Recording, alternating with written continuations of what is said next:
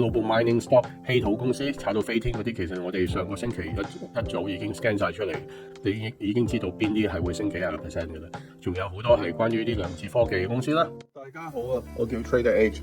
如果你想知道一個專業前投行策略師點樣運用多年嘅經驗去操作全球股票，我誠邀你哋加入我哋嘅 Patreon。今日係美東時間10月14號早上，美股未開始，咁就同大家講講亞洲市場 recap 翻先。香港就尋日咧係懟幾百喎，有消息係話中國政府會制裁南韓嗰啲造船廠，變咗係咪令到好多唔想美國公司想揾南韓造船做唔到咧咁樣？咁 anyways 啦，咁就即係局勢咧，暫時嚟講都唔係降溫嘅。香港會受嘅打擊係會比美國大嘅。咁就暫時嚟睇咧，香港我哋冇倉冇嘢係有 position 啦。咁純粹係睇指數嘅啫，其實可以炒就係炒指數。恆指咧，我哋睇翻我哋而家冇倉嘅。恒指佢係跌破69㗎啦 ，PQR， 咁開始咧就進入所謂嘅 consolidation 調整階段啦。跟住咧，我哋睇翻買入咧，我哋會放26613.79嘅聽日，彈到上過千點先會出嚟買啦。暫時嚟講，亦都唔會做淡住，因為佢 detect 唔到結構性咧係有問題，就唔會出嚟做淡。做淡都會㗎，恒指我哋做淡咧，系統嚟講都可以執唔少嘅。總之淡同好咧，嗰個其實基本上差唔多，兩邊嗰個贏面profit factor 各樣其實都係差唔多。因為過去嗰大半年啦，咁其實都係個市都係向上輾轉，係咪？你睇到由2024年開始個市都係反覆向上，咁所以咧做好自然咧贏面係會大嘅，咁但係唔代表做淡唔得㗎，做淡都會有錢賺，不過咧就一陣陣咁咯嚇。咁但係 once 你香港恒生指數好得意嘅，一懟起上嚟咧，佢就一支箭咁飛落去嚇，做淡係非常之好做嘅恒指，所以都要留意住嘅。OK， 2800一樣啦。咁聽日我哋嘅買盤咧，我哋都係會放27.268嘅 ，OK。另外388冇倉嘅，尋日剪咗倉之後咧，我哋會放448.6呢啲位咧，先會出嚟買噶啦嚇。暫時咧就應該唔會見到嘅。日經尋日咧就食咗糊，咁呢轉咧都執多都幾多下噶。我哋係由45,525買入噶嘛。咁尋日咧，我哋就喺47,879嗰啲位食糊啦，基本上都唔錯啦，叫做咁執到啲啦嚇。而家就冇倉啦。咁聽日咧，我哋會放48,412呢啲位先買嘅。OK，暫時等下啦，因為日本嗰邊嘅政局亦都未曾穩定啦，高市早苗做唔做到首相都未知。OK，睇下點先。另外日本半導體呢隻 ETF 2644，我成日都話呢隻都可以考慮嘅，因為日本嘅 ETF 其實選擇唔多嘅，冇好似美國咁多選擇嘅。咁但係呢隻都叫做係有啲成交㗎啦嚇，咁都有3000萬美金平均話一日嘅 turnover 啦。咁同埋佢平啊嘛，佢低過3000 yen 㗎嘛，低過3000 yen 嘅日股咧就一毫一毫咁行啦，咁就唔使1蚊咁行咯。咁就平啲，入場費平嘅，咁你100股一手啊嘛，日本係，咁呢啲咪講廿零萬股，廿零萬 yen 咯，即係萬零蚊港紙可以入到場嘅。咁呢一轉咧，我哋上個星期就執咗啦。聽日我哋會放2395.4買入 ，OK。650330電機買入價，聽日我哋會放4051 ，OK。6857買入價。都係買啦，因為呢隻嘢我哋都覺得仲係好強。如果佢回嘅，咪買唔到咯，係咪？買入價我哋會放18295，聽日18295。701130重工，聽日買入價4019啊。8002呢隻係巴郡持有嘅其中一隻雙市股嚟㗎。我驚有啲新嚟嘅朋友唔知道啊，咁話埋俾你哋聽喎。咁呢隻係相對市值較細嘅商事股，亦都 PQ 分數係高嘅80分㗎，所以唔怕買。咁咧買入價位我哋會放3869聽日。OK，SoftBank 尋日我哋食糊啦，我哋喺21440食咗糊嘅，咁呢轉都執到啲啦，咁都唔錯嘅，咁OK 啦，我哋條 equity curve 相對都比較平坦。聽日買入價22670，咁咧日本股我都唔講咁多啦，如果有興趣嘅話咧，我哋會將日本股咧呢啲咁嘅 buy sell technique 咧，我哋會放喺 Tier 1我哋 Patreon 裏面就同大家分享啦。因為我都要顧住 Tier 1嗰邊嘅朋友嘅心理啊嘛。咁香港市場嘅 PQR 而家咩情況咧？我哋睇最高分其實都係嗰幾隻咯，呢啲都係冇變，都係仲係1208係全市場最高嘅。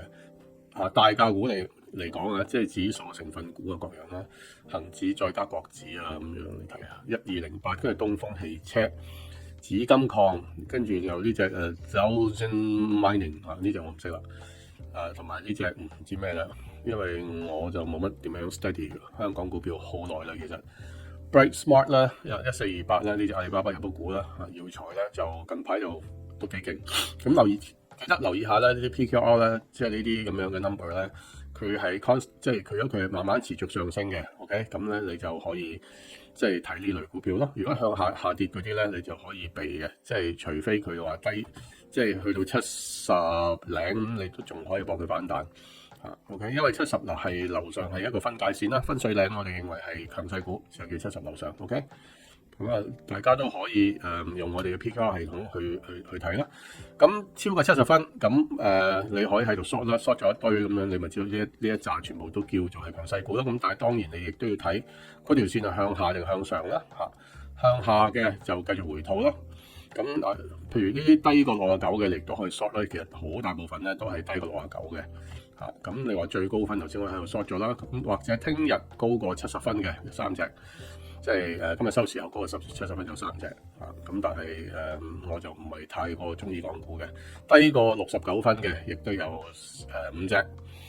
咁交易所亦都係其中一隻。所以我都成日覺得交易所呢轉唔係好去咧，就即係個恆指升上去係有啲 cautious 㗎，咁解咯。跟住睇埋日本啦，日本大價股指數咧，未知數呢就第一，Japan Tobacco 第二啦。咁呢啲咧就全部都係高過70分嘅公司，即係我哋所謂嘅強勢股啦。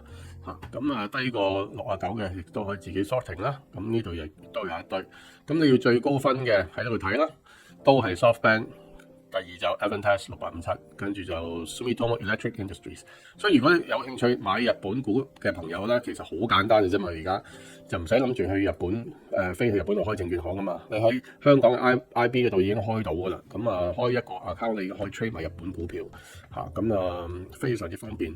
咁揀 TSEJ 就得噶啦，呢個 exchange 嗰度跟住你咪如果要投資嘅咪買呢類咁樣嘅高分股咯。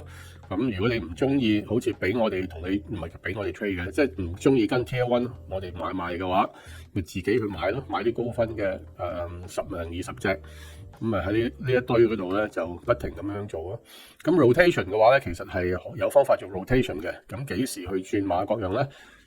做我哋 Patreon member 咧，我裡面係有 post 咧教你哋點樣做 rotation 嘅，即係點樣去建立自己一個30隻股票、20至30隻股票嘅自己嘅 portfolio 啦。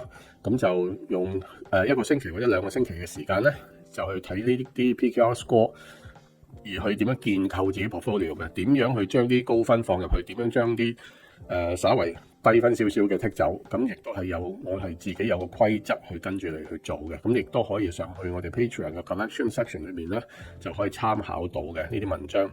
咁就好，即係都好好用噶，即係可以好容易咁咧，你就會揾到一堆咧，比市場更加強勢嘅股票嘅嚇。咁呢一堆暫時嚟講都係目前喺日本股市嚟講啱邊啦，同埋市場強勢嗰類咯。亦都有中型股俾你哋睇下，中型股 mid cap 就係啲未來可能會變大型股嘅公司啦。咁咧中間你亦都可以會見到有好多你係熟悉嘅公司。咁熟悉嗰啲公司咧，買落去又安全啲啊嘛，係咪？咁同埋啲 PQR 線咧，你見到咧係一路有扯最高位嘅。咁呢啲高位嘅意思咧，即係喺90分、80分係代表咩咧？係代表佢嘅強勢基本上好肯定形成咗，同埋亦都係成個市場最強嘅公司。OK， 咁亦都係代表嚟緊係會相對係更加，即係都係會強嘅。我哋 PQR score 咧唔係用過去嘅數據去建構出嚟嘅，而係用好多期權各樣咧，期權佔一半嘅比重嘅。咁期權咧係預測未來嘅，所以咧就所以我哋啲數據咧高分咧係有呢個代表性同埋有預測性嘅。OK， 咁我諗我今日要講嘅嘢大致上差唔多啦。有興趣嘅朋友咧就上嚟 Patreon 做我哋嘅 Tier 1 Member 啦。咁 Tier 1 Member 而家咧係可以送埋 Tier 2俾你哋嘅，咁你哋可以試用下睇下中唔中意用啦。咁我哋有好多市場嘅 subsector 啦，亦都可以俾你去做 scanning， 自己揾自己心水公司嘅。例如亦都有近排好興嘅世界嗰啲叫 global mining stocks 啦，即係近排嗰啲稀土公司炒到飛天嗰啲，其實我哋上個星期一早已經 scan 晒出嚟，你已經知道邊啲係會升幾廿個 percent 嘅啦。仲有好多係關於啲量子科技公司啦，我哋亦都有個 subsector 啦，專門係 dedicate 俾啲呢一類咁樣嘅公司，即係量子科技啦，亦都有唔同嘅板塊啦，板塊流動你亦都睇得好清楚嘅。咁同埋啲高新科技公司類別啦，亦都 S&P 500指數嘅公司，即係全部咧，我哋都做晒啲咁樣嘅 ranking，而係每日你係可以 download 到嘅。咁好啦，我今日要講嘅嘢係咁多先。OK， 拜拜。我哋近期嘅交易表現真係相當唔錯嘅。Patreon Tier 1嘅會員可以每日獲得40隻美股完整嘅交易資料同埋 PQR 分數，保持最新嘅市場資訊。而 Tier 2就涵蓋咗 S&P 500、量子電腦、高增長板塊以及全球 ETF 嘅 PQR score。如果想每日緊貼我哋嘅交易同埋掌握更加多嘅投資機會，歡迎你哋加入我哋嘅 Patreon。